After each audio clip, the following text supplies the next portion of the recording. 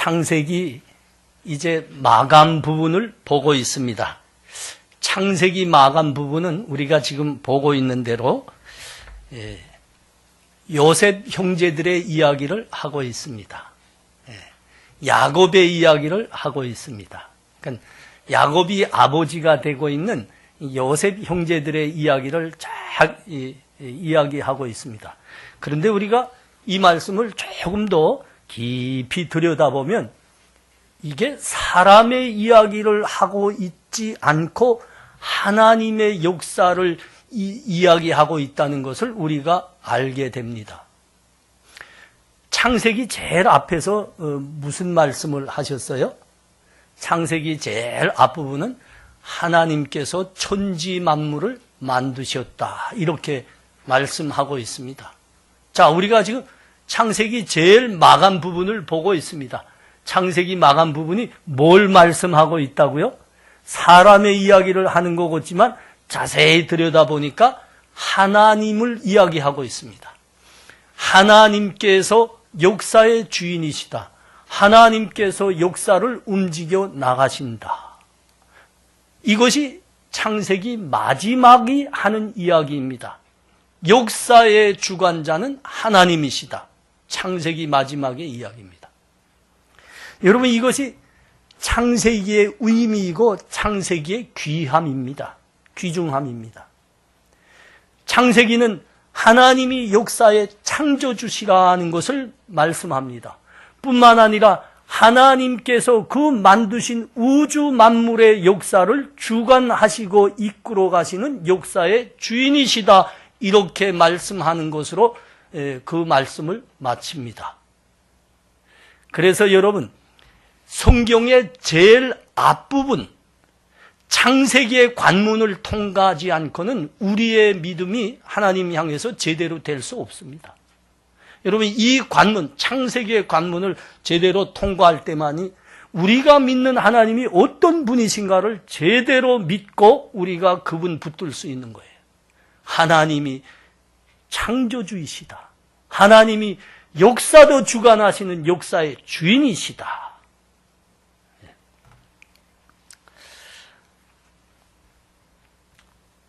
요셉의 형제들의 아버지가 되는 야곱이 147세로 생을 마감했습니다. 하나님 부름 받았죠. 하나님 부름 받았습니다. 그래서 인생에 참 고난의 구비를 돌고 돌았지만 147세에 하나님의 부르심을 받고 생을 마감하게 됐습니다. 아버지가 죽은 거예요. 아버지가 딱 죽었는데 아니야, 이 요셉의 형들의 마음이 덜컹한 겁니다. 그 두려움이 다시 엄습한 겁니다. 여러분, 그 두려움이란 뭘까요? 그 두려움이라는 게 종관사가 붙었습니다. 그 두려움이 뭘까요? 요셉에게 한 그 죄에 대한 두려움입니다. 요셉이 17살 날 때 그 형들이 요셉을 죽이고 싶었습니다. 죽이고 싶어서 다시는 돌아올 수 없게 죽으라, 이 뜻으로 노예로 팔아버렸어요. 거기 가서 무진 고생을 했죠. 무신 고생을 했죠. 이 복수를 하지 않을까? 이 복수를 하지 않을까? 그 두려움이 다시 요셉의 형들을 엄습한 겁니다. 엄습한 거예요. 여러분, 이 두려움은 인간으로서는 너무 당연해요. 아니, 자기 친동생을 향해도 할 짓이 있고 못할 짓이 있잖아요. 그런데 이게 얼마나 끔찍한 죄를 범했습니까? 죽이려 했다고. 그래서 그를 팔았습니다. 그를 노예로 팔았습니다. 다시 돌아오지 말라 이겁니다. 어떻게 그런 짓 했을까? 참, 요셉의 형들의 이런 행위를 보면 인간 실존에 대해서 실망하지 않을 수가 없어요. 인간이 어찌 그럴 수 있을까? 그 해이를 겪지 않을 수가 없습니다. 인간에 대해서. 들으면 들을수록 참 잔인합니다. 참 악합니다. 악합니다. 그런데 그 노예를 팔았던 데서 동생이 죽지 않았습니다. 큰 인물이 돼가지고 요셉의 총리가 돼서 나타났습니다. 그리고 형들을 향해서 하는 말이 형님들 걱정하지 마세요. 형님들 괜찮습니다. 다 용서했습니다. 형님들 사랑합니다. 아이 요셉이 그렇게 말하는 거예요. 그리고 실제로 그가 사는 애굽으로 그 어렵게 된 형제들을 가족들을 다 불러다가 그들의 삶을 보살피면서 살고 있었습니다. 근데 아버지가 죽은 거예요. 이 두려움이 다시 왔다니까요. 형들이 생각하기에는 요셉이 아버지에 대한 효성이 지극해서 아버지가 살아있으니까 아버지의 눈치를 봐서 우리를 용서한다고 했지만 아니 그 죄가 어디 용서받을 죄냐. 이제 아버지가 죽었다. 그러니까 드디어 요셉이 복수의 칼을 뽑아 들겠구나. 이게 그들의 생각입니다. 여러분 진짜 그렇죠? 웬만한 짓을 했어야지. 그리고 뭐라고까지 했어요? 이 행동을 보면 여러분이 이해해요. 무슨 마음 가지고 그를 노예로 팔았는가? 그의 아버지에게 요셉의 옷을 뺏겨서 거기다가 염소피를 잔뜩 발라서 아버지한테 갖다 줬습니다. 아버지가 보자마자 뭐이라고 소리 질렀습니까? 내 아들이 분명 악한 짐승에게 찢기였구나. 죽었다는 거죠. 죽었다는 거죠. 죽기를 원했다고, 이들이. 죽기를 원했어요.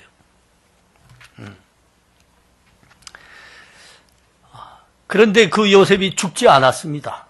그리고 살아왔습니다. 그러나 그 삶 과정에는 어마어마한 고생이 있었다고. 노예로 비참한 삶을 살았을 뿐만 아니라 감옥에까지 가서 10년이 넘게 썩는 생활하지 않았습니까? 썩는 생활. 이거 용서받을 수 없다. 그들이 보기에, 본인들이 보기에 이거 용서받을 수 없다는 거예요. 그래서 아버지가 딱 죽으니까 이 형들이 너무 무서워서 요셉 앞으로 다 모여왔습니다. 그리고 그 요셉에게 다시 용서를 빕니다. 그 하는 말, 그 용서를 비는 말이 그 16절에서부터 있지 않습니까? 한번 봐요. 요셉에게 말을 전하여 이르되 당신의 아버지가 돌아가시기 전에 명령하여 이르기를 너희는 이같이 요셉에게 이르라 내 형들이 내게 악을 행하였을지라도 이제 바라건대 그들의 허물과 죄를 용서하라 하셨으니 당신의 아버지 하나님의 종들인 우리 죄를 이제 용서하소서 하매 요셉이 그들에게 하는 말을 들을 때 그에게 하는 말을 들을 때 울었더라. 그의 형들이 또 친히 와서 요셉 앞에 엎드려 이르되 우리는 당신의 종들이니이다. 그 죄가 너무 크니까 어떻게 해서라도 용서받아야 되는데 요셉의 아버지를 향한 그 효심에 호소하고 있는 거예요. 아버지가 죽기 전에 용서하라고 하셨으니까 우리 용서해 주세요. 그런 거거든요. 요셉이 아버지를 굉장히 사랑했거든요. 용서했어요. 근데 이들의 한 일과 이들의 이 모습을 가만 보면 진짜 아버지가 죽을 때 형들에게 요셉에게 가서 이제는 내가 말했다고 해라. 내가 명령했다고 해라. 용서하란다고. 형들의 잘못 용서하란다고. 야곱이 죽을 때 진짜 이런 말 했는지 좀 의문이 가요. 여러분 안 그래요? 진짜 이 말을 남기고 갔는지 의문이 듭니다.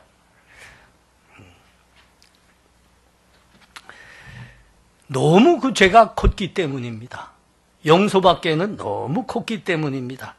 그래서 아버지를 향한 요셉의 효심에 이들이 지금 호소하지 않을까. 그런데 여러분, 요셉이 형들이 우리 용서해 주십시오. 우리 용서해 주십시오. 진짜 용서해 주세요. 이렇게 요셉 앞에 와서 과거를 다시 빌고 있는데 그 말을 들으며 요셉이 울었다 그럽니다. 울었다. 오늘 이 시간 우리가 요셉이 형들이 그 용서해 주십시오 이 말을 들으면서 이 눈물의 이 무게를 좀 이해하시기 바랍니다. 왜 울었을까? 왜 울었을까? 요셉은 사실 다 용서했습니다. 요셉은 용서했습니다. 용서했고 그들을 사랑하기까지 했습니다. 그런데 이 형들이 그 진심을 몰라주는 겁니다. 몰라주는 겁니다.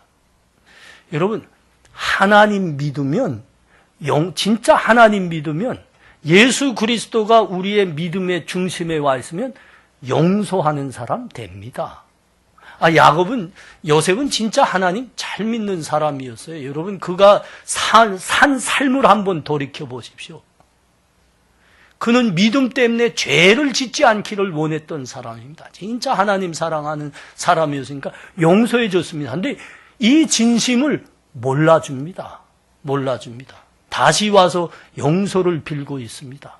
정말 요셉은 그들을 사랑했거든요. 형들이 나한테 죄를 지었지만 나 형들 사랑합니다. 다시 와서 그 앞에 무릎 꿇고 용서를 비는 그 형들을 보는 순간 요셉이 이 마음에 너무 애틋한 마음이 짠해지는 겁니다. 눈물이 거기서 출발한 겁니다. 눈물이 거기서 출발한 겁니다. 그리고 이 자신의 삶과 이 가정의 삶을 볼수록 하나님께 감사하지 않을 수 없었습니다. 감사하지 않을 수 없었습니다. 하나님이 어떻게 이 가정에 역사하셨습니까? 형들은 살인을 저질렀다고요. 그런 죄를 보는데 하나님께서는 그걸 손으로 바꾸신 겁니다. 손으로. 여러분, 그 손이 뭘까요? 형들이 요셉을 향해서 살인을 저질렀는데 하나님께서 그 죄를 손으로 바꾸셨습니다. 여러분, 그 손이 뭘까요? 그 손이 뭡니까? 오늘 말씀하잖아요. 하나님께서는 이를 손으로 바꾸사 오늘과 같이 많은 사람의 생명을 구하게 하셨습니다. 그게 하나님께서 형들의 죄를 손으로 바꾼 내용입니다. 형들의 죄를 죄악으로 남겨놓으시지 않으시고 그것을 손으로 바꿔서 요셉이 애굽의 총리가 되게 하셨습니다. 많은 사람을 구원하게 하셨습니다. 자, 요셉은 그 형들에게 어마어마한 억울함을 당했는데 여러분, 얼마나 억울하고 얼마나 원통했겠어요. 노예로 팔려가서 비참한 삶을 살면서 감옥에 가서 죽은 것, 썩은 것 같은 삶을 살면서 얼마나 원통했겠습니까? 그런데 하나님께서는 그 요셉의 억울함과 원통함을 그냥 원한으로 남기지 않으셨습니다. 어떻게 했다고요? 그것을 복으로 바꾸시고 감사로 변하게 하셨습니다. 만일 요셉이 이 억울함과 원통함을 당하지 않았다고 하면 그에게는 하나님을 그처럼 뜨겁게 사랑하는 믿음은 없었을 겁니다. 하나님의 그 능력을 체험하는 그런 삶은 없었을 겁니다.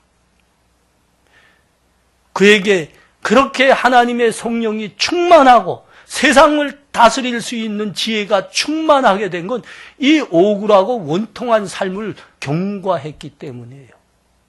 하나님은 그것을 다 복으로 바꿔주셨습니다. 그래서 요셉의 이 자리가 있은 겁니다. 여러분, 그 하나님께 좀 억울하게 살았고 눈물 흘리고 원통했겠지만 이게 웬 복입니까? 이게 웬 복입니까? 반응이 없네. 얼마나 감사해. 여러분, 지금 두만강 건널 때 그 원통함만 계속 남아 있어요? 지금을 한번 생각해 보세요. 요셉이 그런 겁니다. 야, 이게 웬 복이냐? 이게 웬 감사냐? 이 요셉의 형들이 그 앞에 와서 지금 용서해 달라고 정말 용서해 주세요. 그러고 있는데 이거 보는 순간 감격하지 않을 수 없은 겁니다. 형님들, 내가 정말 형님들 사랑합니다. 하나님께 감사할 수밖에 없었습니다. 내가 그 삶을 통과하지 않았으면 어찌 이런 영광과 복이 있을 수 있겠습니까? 감격하는 겁니다. 이게 요셉의 눈물입니다. 요셉의 눈물. 여러분, 진정 하나님을 믿는 사람은 남을 용서할 수 있습니다. 진정 남을 용서하는 사람은 남을 사랑할 수 있습니다. 그리고 진정 사랑하는 사람은 원수도 사랑할 수 있습니다. 남을 위해서 눈물도 흘릴 수 있고, 여러분 그게 여기서 나오는 거예요. 하나님 믿음에서부터 출발. 믿음은 용서를 낳고 용서는 사랑을 낳고 사랑을 눈물도 낳더라. 아, 이거예요? 공식 좀 외웠어요? 믿음은 용서를 낳고 용서는 사랑을 낳고 사랑은 눈물을 나게 하더라. 이게 믿음의 공식, 믿음의 삶의 공식입니다. 여러분, 왜 그렇죠? 우리의 믿음의 본질에는 예수 그리스도가 계시기 때문입니다. 우리 주님은 성자 하나님이신데 우리가 하나님께 죄를 짓고 하나님과 원수되었을 때 그 죄인과 원수인 우리를 살리시기 위해서 십자가에서 친히 죽어주신 분입니다. 자신이 피 흘리고 죽어주신 분입니다. 여러분, 이것이 예수 그리스도 믿음의 본질 아닙니까? 본질. 하나님이 우리를 그렇게 사랑하시고 원수인 우리를 그렇게 사랑하고 용서하셨는데 진정 그 예수를 믿는다면 우리가 남을 왜 용서할 수 없어요? 남을 왜 용서할 수 있어요?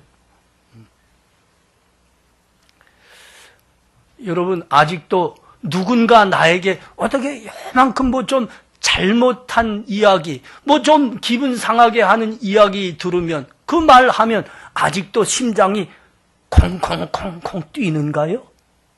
심장이 팔딱팔딱 거리는가요? 잠이 안 오는가요? 누군가 나한테 재수없는 말 한마디 했다고. 광명 형제 어때요? 효기 형제는 어때요? 아직도 누군가 나한테 말 한마디 잘못하면 심장이 팔딱거리는가요? 아니, 이게 믿음 좋은 사람들이니까 물어봤지 여러분은 더 할 수 있어요. 그래도 여기 두 분은 요새 박사에서 연단을 많이 받았습니다. 여러분, 그런 겁니다. 여러분, 진정 예수 그리스도의 믿음을 간직하면 여러분, 우리는 남을 용서할 수 있는 거예요. 남을 용서할. 누가 조금 잘못하고 좀 그런 말을 해도 그럴 수 있지 하고 이거 다 받을 수 있는 인격이 되는 겁니다. 남북의 문제가 왜 이렇게 꼬이고 싸움만 하고 미워만 하고 서로 그러는 겁니까? 다른 말 할 거 없어요. 교회가 이렇게 많고 교회 다니는 사람들이 그렇게 예수 믿는다고 목소리를 높이지만 개수작들 제치고 있기 때문이에요. 개수작 치고 있기 때문이에요. 아직도 우리의 그 믿음의 중심에 우리를 위해서 십자가에서 피 흘리신 예수 그리스도가 없는 겁니다. 그러니까 이는 이로 갚자고 하지요. 북한 저 새끼들 우리에 대해서 전쟁을 일으키고 했는데 우리가 어떻게 용서할 수 있어? 여러분, 이게 이는 이, 눈은 눈입니다. 이건 세상법이에요. 주님은 우리를 위해 죄인이고 원수인 우리를 위해서 십자가에서 피 흘리셨습니다. 우리가 그걸 믿는다고 우리가 고백했으면 말 한마디 우리가 넘기지 못하겠어요? 오늘 축구 가서 말할 때 주의하세요. 좀 못하는 거 어디가 임철이 올렸대서. 뭐라 하면 안 돼요. 대훈 형제는 어디 갔나? 대훈 선생님은. 뭐라 하면 안 돼. 여기 싸우는, 자꾸 말하는 친구들이 없어졌구만. 경남 형제는 어디 갔어요? 왜 없어? 좀 걸지 마. 걸지 마. 뭘 한낱 잘못 찰 수 있지. 뭐 선수처럼 폴폴 날던 목사님도 이제는 이 잠베이가 되지 않았습니까? 축구할 수가 없어. 뭐라 그러면 안 돼. 승준 왜 축구 안 나가는가? 누가 뭐라 그래서. 충남 형제 뭐라 그러면 안 돼요. 축구 하다가 좀 실수하면 뭐라 그러면 안 돼.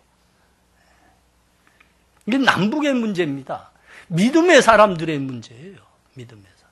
예수 믿는다고 하지만 용서가 없는 겁니다. 어떻게 예수 진짜 믿는 사람이 용서할 수 없습니까?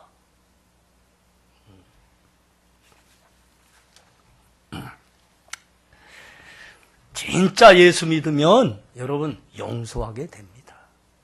원수도 사랑하게 됩니다.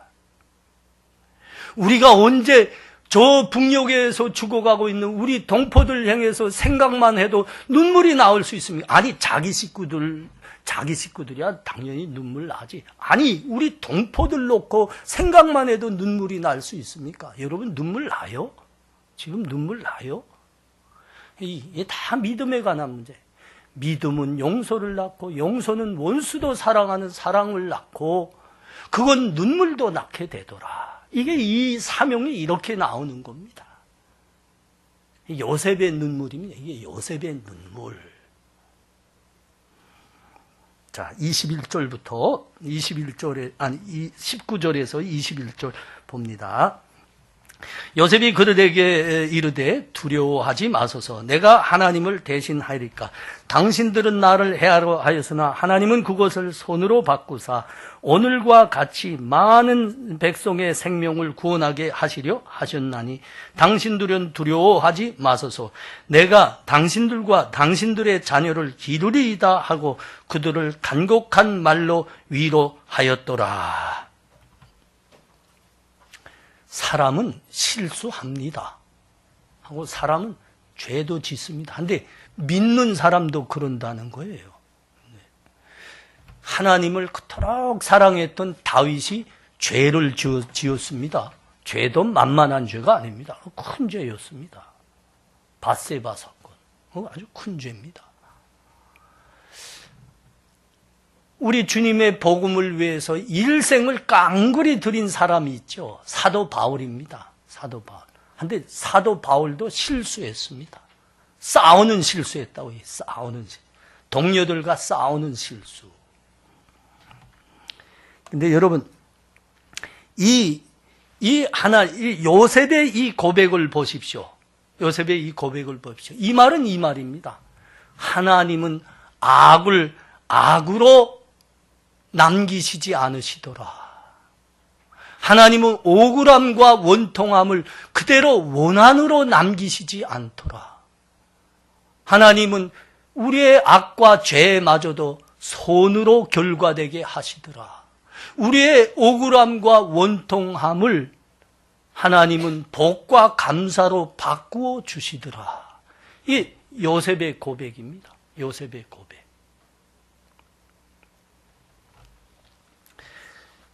여러분, 우리가 죄가 있을 수 있습니다. 실수할 수 있어요. 그러나 하나님은 그것을 손으로 바꾸어 주신답니다. 우리 삶에 원통함이 있고 억울함이 있을 수 있습니다. 그런데 하나님은 그것을 복으로 감사로 바꾸어 주신답니다.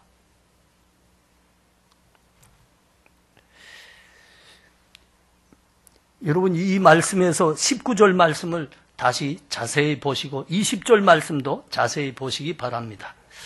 내가 하나님을 대신하리이까. 20절에서는 당신들은 나를 해하려 하였으나 하나님은 그것을 손으로 바꾸사 오늘과 같이 많은 백성의 생명을 구원하게 하시려 하셨습니다. 여러분, 이거 자세히 보셔야 됩니다. 요셉이 노예로 팔렸다고?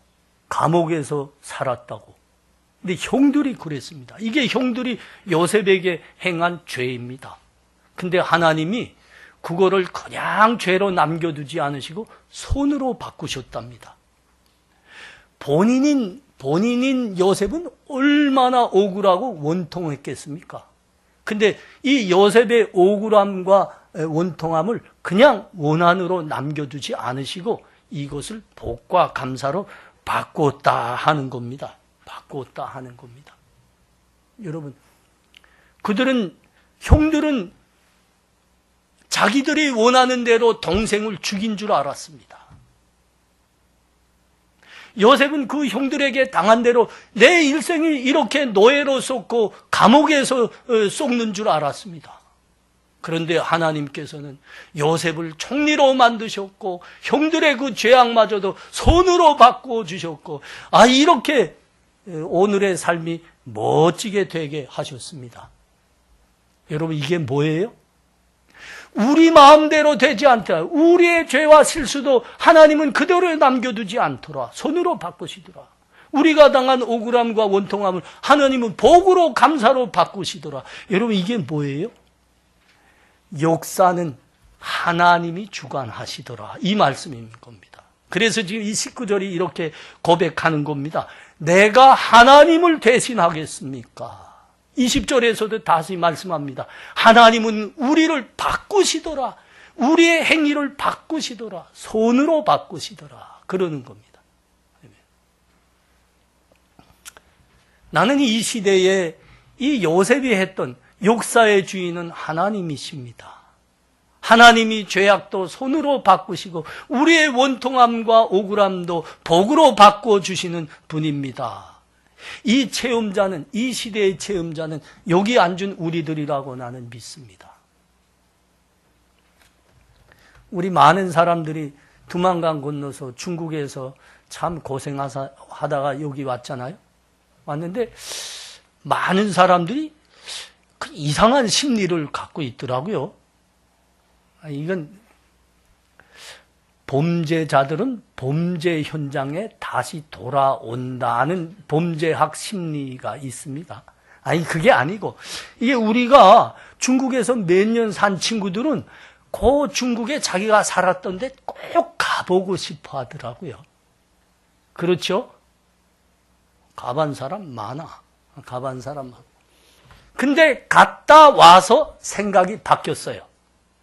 무슨 생각? 내가 그걸 많이 봤는데 어떻게 바뀌는가 하면 여기 와서 그 중국 다시 가보고 자기가 살았던 중국에 다시 가보기 전에는 중국에 대해서는 환상이 많아. 그건 내가 살던 뭐 연길 저기 할빈 여기하고 뭐 별로 청도 심천은 여기보다 한국보다 더 좋던데 다 그래요. 다 큰다고. 그래서 한국에서 몇 년 살았어요. 그거하고 다시 중국에 가요. 중국에 갔다 와서 그 다음에 손잡고 말합니다. 내가 이제야 알았습니다. 중국이 그렇게 한심하다는 것을. 가보니까 아는 거예요.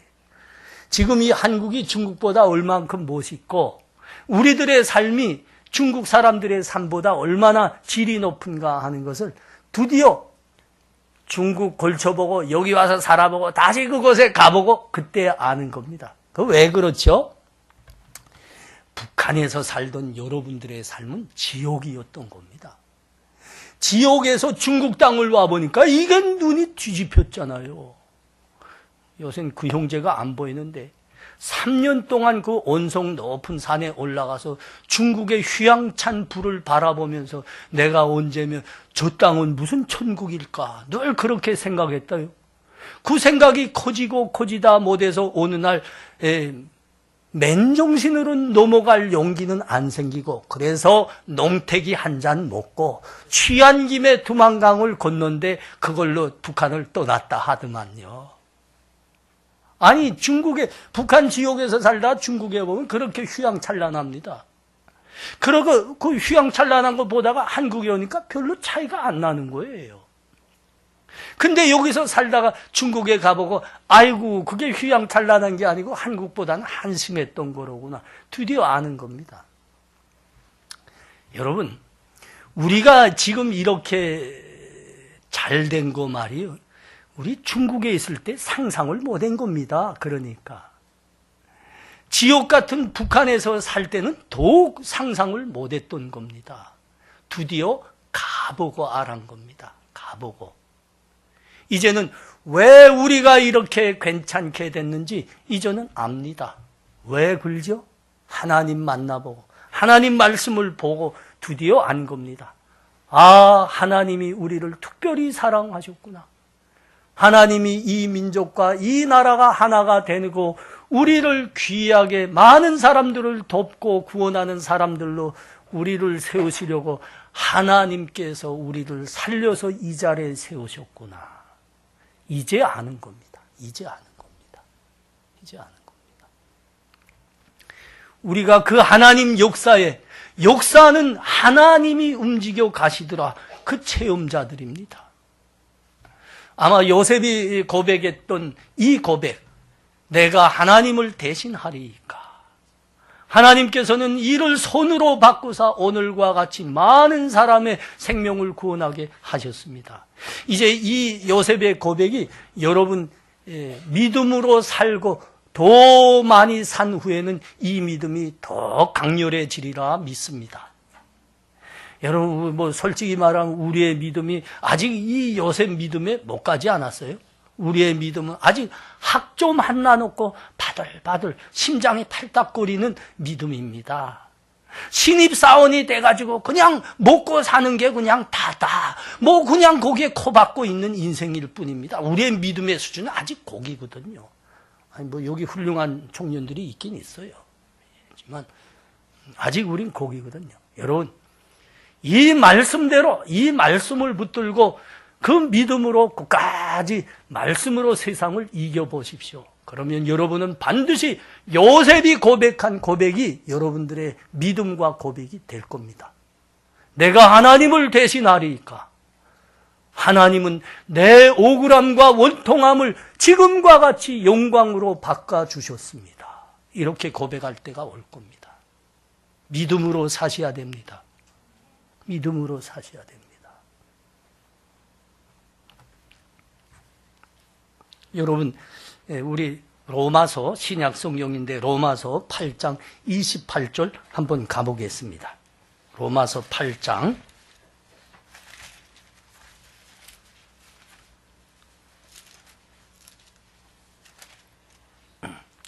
28절. 우리 이 말씀은 다 같이 읽으면 좋겠습니다. 로마서 8장 28절 시작. 우리가 알거니와 하나님을 사랑하는 자, 곧 그의 뜻대로 부르심을 입은 자들에게는 모든 것이 합력하여 선을 이루느니라. 아멘. 여러분, 이 말은요, 하나님의 이 선한 역사의 영역을 말하는 겁니다. 범위를 말하는 겁니다.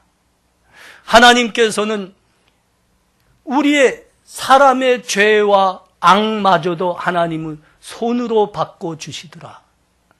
우리 인생의 억울함과 원통함마저도 하나님은 종래는 복과 감사로 바꾸어 주시더라. 이 하나님의 은혜의 역사가 어떤 사람들에게 해당한 것인가, 그 범위를 말하는 것입니다. 여러분 다시 한번 읽어요. 하고 여러분이 한번 찾아봐요. 시작. 우리가 알거니와 하나님을 사랑하는 자, 곧 그 뜻대로 부르심을 입은 자들에게는 모든 것이 합력하여 선을 이루느니라. 아멘. 여러분, 우리의 실수와 죄악마저도 손으로 바꿔주시고 우리 삶의 억울함과 원통함마저도 복과 감사로 바꿔주는 것은 누구에게 허락하시는 하나님의 은혜라는 거예요? 하나님을 사랑하는 자, 곧 그 뜻대로 부르심을 받은 자들에게 하나님이 허락하시는 은혜도라 하시는 말씀입니다. 여러분, 예수 그리스도를 믿고 하나님을 아버지로 모신 사람만이 이 은혜를 받게 되는 겁니다. 이 은혜의 바운다리 안에 들어가는 겁니다. 우리가 실수하고 죄를 짓더라도 하나님은 손으로 바꾸는 은혜를 주시더라. 우리의 삶이 억울하고 원통할지라도 하나님은 종래 그것을 우리에게 복으로 바꾸어 주시더라. 하나님 사랑하고 믿는 자들에게만 주시는 은혜입니다. 여러분, 하나님 안 믿고 하나님 부인하는 사람들은 이 은혜 못 받습니다. 하나님 믿지 않는 사람들의 실수는 더 큰 실수가 될 뿐입니다. 하나님 믿지 않는 사람들이 저지르는 죄는 자그마한 죄일지라도 큰 죄악으로 번져버리는 겁니다. 그리고 하나님 믿지 않는 사람들이 고통당하는 것은 고통으로만 남을 뿐입니다. 그들의 환난과 근심은 더 큰 환난과 근심이 돼서 멸망으로 갈 뿐입니다. 명심하셔야 됩니다. 하나님 믿는 사람들, 하나님 사랑하는 사람들만 이 복을 받습니다. 여러분, 우리의 작은 실수마저도, 우리의 큰 죄까지도 하나님은 손으로 바꿔주십니다. 우리 삶에서 당하는 억울함과 원통함, 하나님은 종래 그것을 복과 감사로 바꿔주십니다. 하나님을 믿고 사랑하는 사람들을, 그들에게 하나님께서 이 은혜를 베푸시는 겁니다. 잊지 말 것입니다. 하나님을 사랑하는 자, 곧 그의 뜻대로 부르심을 받은 자들에게는 모든 것이 합력하여 선을 이루느니라. 여기서 모든 것이라는 것은 주로 환난과 고생과 고난과 어려움을 말하는 겁니다. 예수 믿는 사람들이 당하는 그 고난과 어려움, 가난한 이거 하나님께서 이 모든 것에 합력해서 선을 이루어 주신다 하시는 겁니다. 여러분, 하나님 사랑하는 사람, 하나님 믿는 사람만 받는 은혜입니다.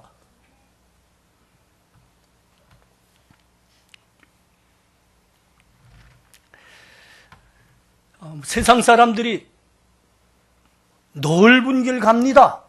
넓은 길 갑니다. 하나님 믿지 않는데 아니 잘 살아요. 돈도 잘 벌어요. 건강도 좋아요. 이건 어떻게 된 일인가? 예수님이 말씀하셨는데 넓은 길이라고 했어요. 넓은 길이라. 시편 73편이 이것을 잘 이야기했습니다. 넓은 길은 도대체 무슨 길일까? 세상 사람들이 왁작거리면서 돈 따라가고 쾌락 따라가고 이 여자 따라가고 저 남자 따라가고 있어 그냥 돈 좀 있다고. 그건 넓은 길이라 그랬습니다. 모두가, 많은 사람이 따라가요. 시편 73편이 이거 어떻게 이야기했는지 한번 보겠습니다. 시편 73편 한번 봅니다. 2절에서부터. 나는 고이 넘어질 뻔하였고 나의 걸음이 미끄러질 뻔하였으니 이는 내가 악인의 형통함을 보고 오만한 자를 질투하였음이로다. 그들은 죽을 때에도 고통이 없고 그 힘이 강건하며 사람들이 당하는 고난이 그들에게는 없고 사람들이 당하는 재앙도 그들에게는 없나니 그러므로 교만이 그들의 목걸이요 강포가 그들의 옷이며 살찜으로 그들의 눈이 솟아나며 그들의 소득은 마음의 소원보다 많으며 16절부터는 내가 어쩌면 일을 할까 하여 생각한 줄 그것이 내 심한 고통이 되었더니 하나님의 성소에 들어갈 때야 그들의 종말을 내가 깨달았나이다. 주께서 참으로 그들을 미끄러운 곳에 두시며 파멸에 던지시니 그들이 어찌하여 그리 갑자기 황폐화되었는가 놀랄 정도로 그들은 진멸하였나이다. 하나님 믿지 않는 사람들이 건강하대요. 병도 없이 잘 산대요. 돈도 더 많이 번대요. 힘이 부쩍부쩍 난대요. 뭐 재미난 거는 뭐 빼놓는 게 없이 잘 산대요. 이게 하나님 믿는 사람들에게는 어떤 때는 수수께끼 같은 일입니다. 저게 뭘까? 수수께끼예요. 어떤 때는 이 문제 때문에 하나님을 향해서 원망도 하게 된다는 겁니다. 하나님, 나는 하나님 믿고 예배했는데 나 이거 뭡니까? 시험거리랍니다. 그런데 언제 알게 됐다고요? 믿음으로 살아보니까입니다. 믿음으로 살아보니까, 좀 더 살아보니까 알게 되더라. 그들이 그렇게 윤택하게 살고 건강하고 그렇게 번성하고 그거는 잠깐뿐이더라. 그거는 다 세상 사람들이 따라간 넓은 길로서 멸망의 길이더라. 그들의 멸망은 곧 오게 되더라. 이 말씀입니다. 내가 그때야 알게 됐습니다. 하나님 감사합니다. 여러분 다시 반복합니다. 우리의 실수마저도 죄마저도 손으로 바꿔주시고 우리 삶의 억울함과 원통함마저도 종래는 복과 감사로 바꿔주시는 하나님의 은혜는 우리 하나님 믿고 사랑하는 사람들에게 베푸시는 은혜입니다.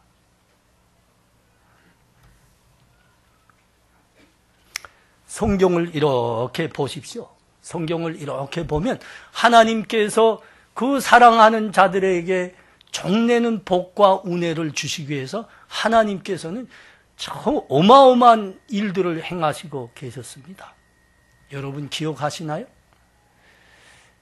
이 야곱의 식구들이 이스라엘의 민족을 이루어서 애굽에서 살고 430년 그 다음에 노예로 삽니다.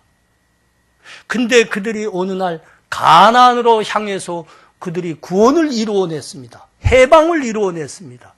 여러분 이것은 한 작은 민족이 한 나라 땅에 안에서 살면서 스스로 노예 해방을 이루었다 하는 것은 세계 역사상 한 건도 없었던 사건입니다. 오직 이스라엘만이 받은 구원과 해방입니다. 여러분 이거 누가 하셨나요? 하나님이 하셨습니다. 사람이 안 했습니다. 사람이 못했습니다. 하나님께서 이루어 주셨습니다. 저 이스라엘 백성들이 바벨론에서 70년 동안 포로 생활을 했죠. 어느 날 갑자기 그들이 해방돼 가지고 풀려나게 주고 조국으로 돌아왔습니다. 고향으로 돌아왔습니다. 여러분 이게 어떻게 된 일이죠? 에스라에서에 가보면 하나님께서 저 바사왕 고레스의 마음을 감동시키십니다. 그는 하나님 모르고 믿지 않습니다. 세상 왕입니다. 그런데 그의 마음을 감동시키시고 움직이셔서 그 바벨론에 사는 모든 이스라엘 백성 조국으로 돌아가라고 칙령을 내리는 겁니다. 그 주변에 있는 모든 백성들은 그냥 돌아가지 말고 돌아갈 때 그들이 요구하는 물질과 은금을 다 줘서 보내라. 그렇게까지 배려해 줍니다. 하나님께서 그리하셨다. 왕의 마음을 바꾸셨다. 하나님 모르는 왕의 마음도 하나님께서 바꿔주시더라. 그 백성에게 은혜 베푸시기 위하여. 여러분 세상에 많은 나라들이 일어났다가 쇠하기도 합니다. 하나님의 역사입니다. 역사의 주인은 하나님이십니다. 지금 어떤 나라는 작을 수 있습니다. 그러나 하나님 믿습니다. 곧 흥왕하게 될 겁니다. 어떤 나라는 대국이고 힘이 부쩍부쩍 솟아 있습니다. 그러나 하나님 믿지 않습니다. 곧 망할 겁니다. 쇠하고 망할 겁니다. 역사의 주인은 하나님이시기 때문입니다. 하나님이시기 때문에. 내가 하나님을 대신하리이까? 애굽 총리로 살았던 이 요셉의 믿음과 고백을 잘 들으셔야 됩니다. 역사는 하나님이 움직이고 주관하시더라. 역사의 주인은 사람이 아니고 하나님이시더라. 소련 얼마나 우리가 사모했어요? 아니, 우리 저 북녘에 있을 때 소련 얼마나 좋아하고 사모했어요? 영화도 중국권 별로 소련 거 좋아했잖아요. 소설책도 고리끼의 어머니를 좋아했고, 그 다음 뭐가 잘 생각 안 나네. 좀 그랬어요? 그런데 그 소련이 그렇게 갑자기 무너지더란 말이에요. 왜 그랬어요? 그들은 힘으로 봤을 때 미국보다 힘이 더 강했어요. 핵 폭발력으로서는 미국이 따라 못 왔거든요. 그런데 그들이 하루아침에 쫄딱 무너졌습니다. 왜 그럴까요? 그들은 하나님을 경외하지 않았거든요. 인간만을 믿었거든요. 무너집니다. 무너집니다. 역사의 주인이 하나님이라는 말씀입니다. 우리 사랑하는 형제 자매들, 내가 하나님을 대신하리이까? 우리의 실수의 죄마도 하나님은 손으로 바꾸어 주셨습니다. 역사의 주인은 하나님입니다. 요셉의 이 믿음과 고백이 우리의 믿음과 고백이 되시기 바랍니다. 여러분, 오직 하나님을 믿는 데만 영원한 생명이 있고 복이 있고 은혜가 있습니다. 이거 잊으시면 안 됩니다. 여러분, 역사의 주인이 하나님이십니다. 하나님이죠. 사람이 얻지 못합니다. 이 믿음으로 여러분 돌아오셔야 됩니다. 돌아오시고 그 믿음을 키우셔야 됩니다. 기도하겠습니다. 우리 다 같이 기도할 때 우리 이렇게 간절히 기도하면 좋겠습니다. 하나님 말씀을 보니까 하나님이 역사의 주인입니다. 사람이 아닙니다. 하나님, 우리의 실수와 재앙마저도 손으로 바꾸시는 하나님을 믿습니다. 우리의 억울함과 원통함마저도 복과 감사로 바꿔주시는 우리 하나님 찬양합니다. 역사의 주인이신 우리 하나님 더욱 믿고 그 믿음으로 일어나는 내가 되게 해주세요. 우리 이 시간 간절히 하나님께 다 같이 기도합니다. 하나님 감사합니다.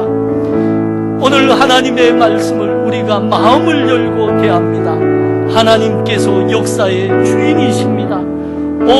요셉의 형들은 요셉을 죽이려 하였지만 하나님은 그것을 손으로 바꿔주셔서 요셉이 총리가 되게 하셨습니다. 요셉은 억울하고 원통하였지만 하나님은 그 억울하고 원통한 과정을 통해서 세상이 얻지 못하는 하나님의 그 성령 충만함과 지혜를 얻게 하셨습니다. 세상을 다스리는 지혜를 주셨고 하나님, 그래서 그가 그 영광의 자리까지 가게 됐습니다. 하나님이 역사의 주인이심을 믿습니다. 하나님, 우리 세상 바라보지 않고 사람 바라보지 않게 하여 주시옵소서. 오직 하나님 의지하는 믿음 주시옵소서. 하나님, 그래서 우리 하나님 그 은혜 속에 들어와 사는 나 되게 하여 주시옵소서. 주여, 주를 사랑합니다.